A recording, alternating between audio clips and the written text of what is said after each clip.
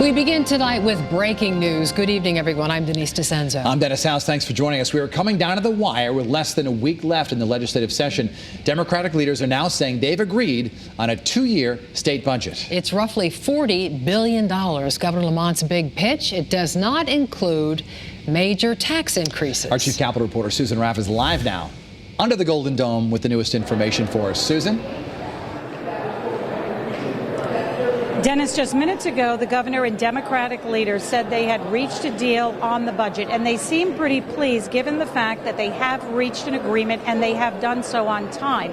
If you remember, 2 years ago, budget negotiations went on what seemed like forever into late summer.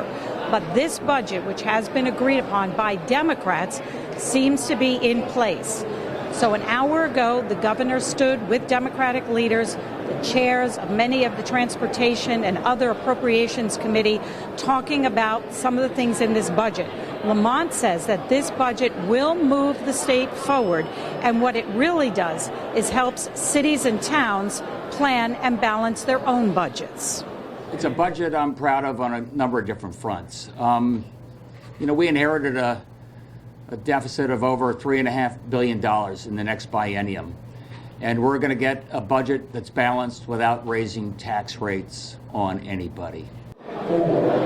However, this budget does include about $50 million in new taxes.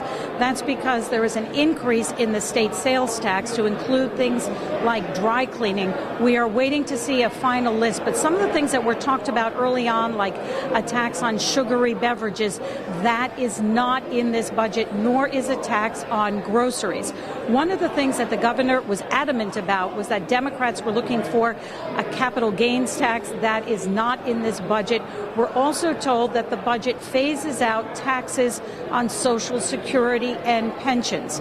And a brighter note also is the fact that there is a $2 billion surplus, something that is going to be used to pay down debt.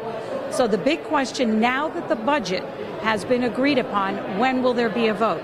They have to come to some type of a printing situation. That has to be played out.